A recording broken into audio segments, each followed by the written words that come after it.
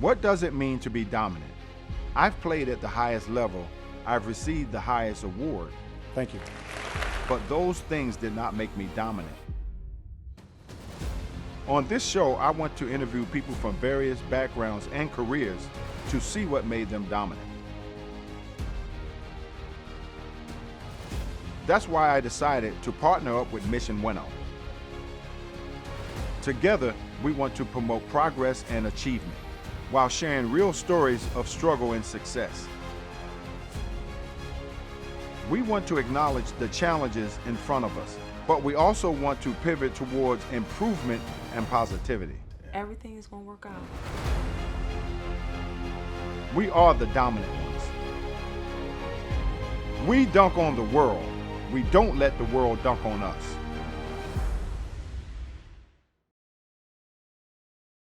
I had this guy out here, man, you can't dunk no more. I bet you $100. I'm like, man, look, don't play with money, man. Hey, look. I put the cigar in my mouth. My money, I ain't no IOU getting paid up. Pay up right now. Hat on top, cause we think excellent. Frames on straight, cause I see excellent. Dress for success, cause I be excellent. Everything we do, everything we do.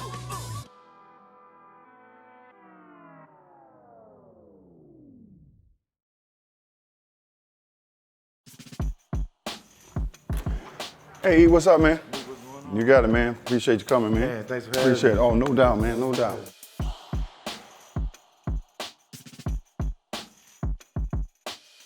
Well, Eric, man, thanks for coming, man. Yeah, thanks you know, for I've been having a fan of yours for a long time, man. You know, during the season, I always make comments about your game. I say, I call that guy's a bulldog. He brings it. But all seriousness, man, we really appreciate you coming to the show. It's called The Dominant One. And we just kind of want to talk about, you know, some of the things in your life that really motivate you to play basketball and stay with it, because, you know, we go through so many ups and downs in our career. You know, I've been there as well. So I guess at the beginning, I want to know what made you get into basketball. I just want to say thanks for having me here. Oh, my pleasure, man. Thanks for coming. It was, the great Dominique Wood. So it's pretty exciting for me. But you know, at the same time, my mom, it's just like, you know, every, you know, other black kid story. You know, grew up, you know, single parent. You know, watch her struggle, work a couple jobs, and, you know, basketball was really, you know, a way out for me. But at the same time, I loved it as well. Right. So, you know, that's pretty much where I got my, you know, hunger from her. Once you found that you had a love for it, how did you build your skill and really develop a love for it where you say, you know what, one day I can make a career out of this?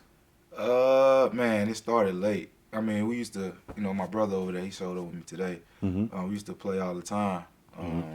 I went to his, you know, his AAU team. He's really my best friend, not my brother, but I went to an AAU team and we just clicked. I was almost cut. My what was the first day I got there? I was trash.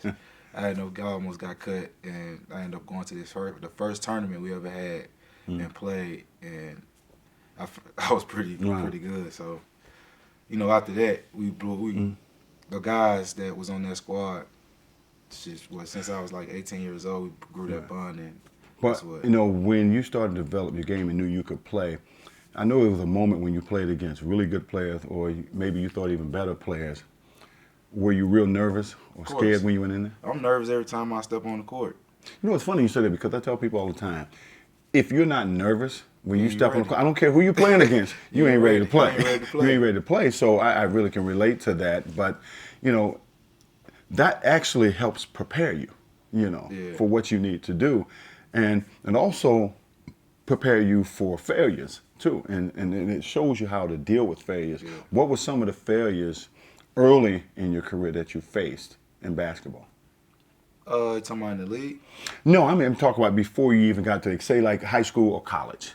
During that time, what are some of the failures that almost made you say, you know what, am I really good enough to play this game? Probably when I wasn't getting, you know, highly recruited like that. You know, and I seen, you know, a lot of my peers was, and they really like question, like, you know, am I doing something wrong, or you know, how good am I? So, you know, what's the funny thing is, when I ask that question, most guys who are athletes who played on the level we played on, they really never had a failure moment where actually thought they failed. They had some setbacks, but they never really thought they really failed. They just had some obstacles in the road to slow them down for a minute, and that's one of those obstacles that you had to face when you're not highly recruited. You start to think in your mind, I'm just as good as anybody else. Why I'm not getting these looks as other guys? But on the flip side of it, you got to say, look, I know I'm good. I know I can play, so I got to just keep working and proving them wrong. And everybody go through that in some form of their career. And when you hit that point where you say, look, I know I've arrived, was that college or your first time you stepped on an NBA court? It probably was college. We had a game against Florida. I went in and I was just killing. And we had, by the way, we had DeMarcus Cousins and John Wall on that same team. I saw y'all quite a bit. Y'all was better than pretty good. So, it was a hell of a team you guys had. It was that time because I honestly thought I was going to be in college for like 3 or 4 years, coming out. But, I think that kind of, broke it for me.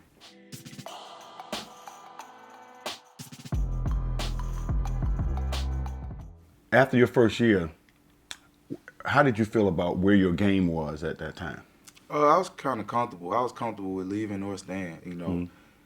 From my background, I knew I was going to put in the work to try to get to where I needed to be. Either way. But I kind of sat down with Calipari, and he told me that he think I should go. And you rarely hear a college coach say that sometimes. Yeah, for sure. My coach actually, Hugh Durham, really did that to me after my junior year. Because I wanted to stay 4 years too. Yeah.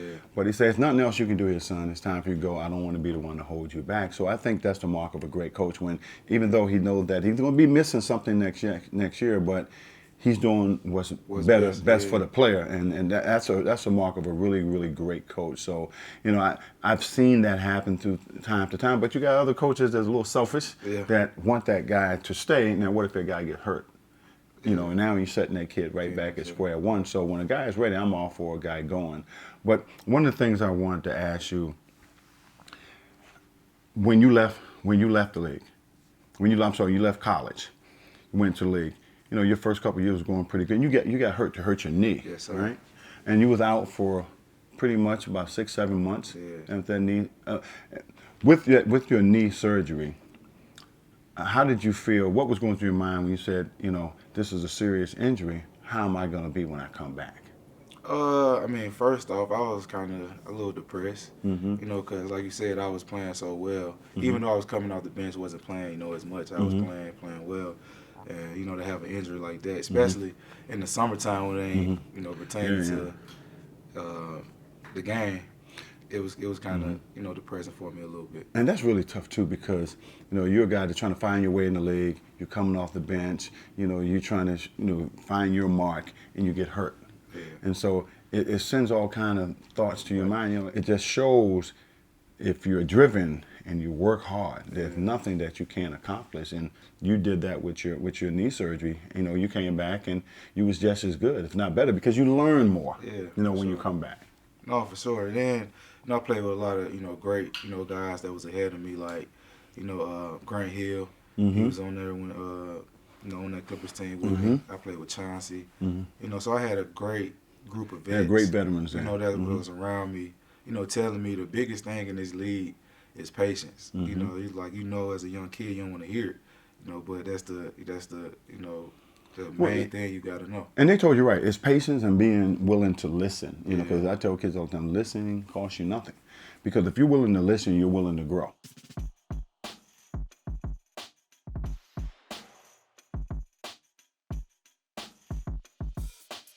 I love seeing a smile on people's face, especially a kid that you've helped or you're trying to help. There's no better feeling in the world to see that kid really strive to be something. One of the ways, I give back, to my community is I do a backpack, school giveaway. And that pretty much, get the kids off the, street for one day. Even free food, haircuts, back to school haircuts. Not so much as giving the backpacks out. It's just get the kids, something else to, look forward to. One of the things I want to ask you is, if you had to look back through your career, and you still got a long way to go in your career, what would you tell your younger self? I'm proud of you. I'm proud of you. You know, you overcome some things most, you know, black kids in your neighborhood never would have even imagined. So I just want to tell you I'm proud of you. Yeah, that's a feat within itself, and that's a great answer, because you know a lot of kids, they come up through a hard situation, hard life, where they don't have any outlets, and for you to find something in athletics and progress and succeed and be successful at something, it's something to be proud of. So moving forward, you know, what's left for Eric Bledsoe in the future? Where do you see yourself? Where you want to be? I want to be, you know, remembered as a winner. You know, in this league, you know, there's a lot of, you know, like you said, a lot of accomplishments, you know, to be done. You know, as far as me, you know, I definitely want to, you know, make the All-Star team one, you know, time for my career over. Yeah. You know, make it to the championship. That's a heck of a goal. I mean, you know, it's a great goal to have, you know, especially in the East, where you have a lot of point guards. You have a lot of point guards in the East. But, you know, the thing that you have to do, especially when you're competing on that level, you can't worry about everybody else. You have to worry about you as an individual. And when you concentrate on being the best you can be, it doesn't matter what anybody else do. And I've always believed that. You know, guys used to ask me, well, who's the greatest? Well, I don't believe in the greatest. I believe in great players, but I don't believe in the greatest, because it's hard to do the comparison for who's the greatest who ever played the game, because everybody has been great in some form or fashion, you know. Yep. You know, some people like shed it on a little more than others, but this is a great family to be a part of, man. And I can't tell you how thrilled I am you be here, because you know, I've always been a fan, and every time I watch play, I'm always commenting on the way you handle the game and the way you handle yourself.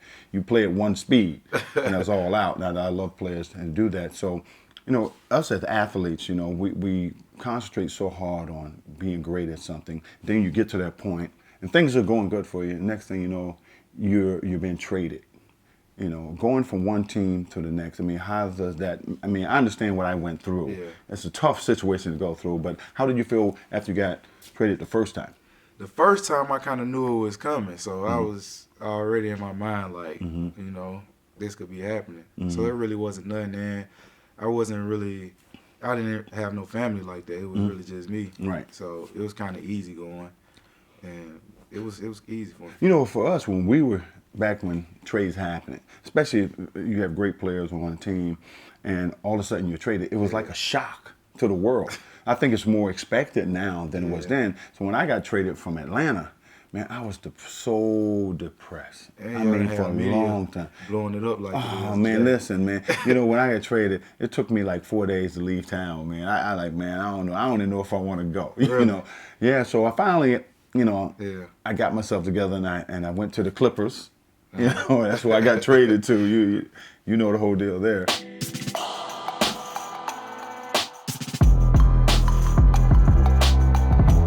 You never get used to trades. Now, like I said, today's world, I mean, it's a little different.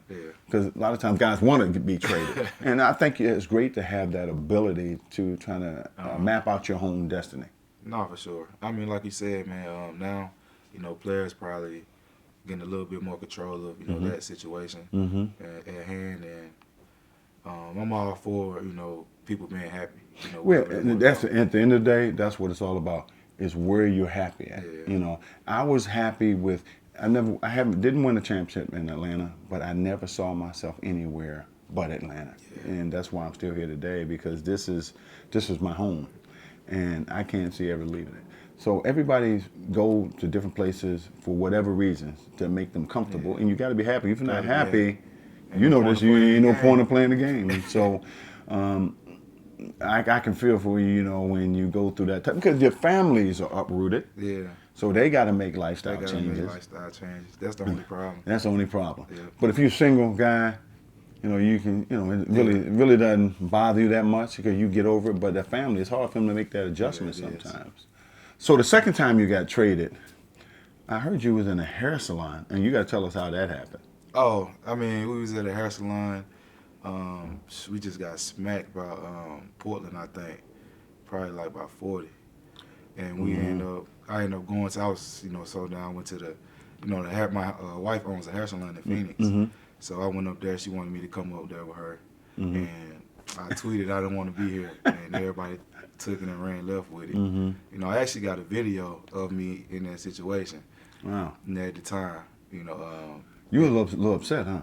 What? I mean, I was just a little upset to where how everybody was like telling right. you I was saying that to get out of the situation. Well, the bad thing about social media in today's world, that everything is elevated. Yeah. I mean, so you really got to be careful what you say, yeah, and where you say it. You know, I mean, because it becomes news. Yeah. But I had to go through like all investigations, everything about that. Wow. So yeah, that's a tough situation to be in. But you know, in all, I'm happy. I'm in a great place where I landed. My family's happy, so you know that's all that matters to me. So one of the things I want to ask you is about Giannis. I mean, how does it feel playing with a guy with that type of skill set at his height? It's amazing. I'm pretty sure. I mean, you had players playing with you. You elevated their game just by them being there with you, and that's how it is playing with him. Man. He's a freak of nature. He is. He works hard every day. Great kid. He never take days off. Never take practices off. Man, he works. You know, and he's only 25 years old. That's the scary thing. I mean, this kid's 25 years old, and his future just keeps getting higher and higher. But when you play against guys like that, or play with guys like that, you can't help but elevate your game. And you guys are going to have a pretty good team this year. Yeah, we definitely is, man. You guys are going to be pretty good, so.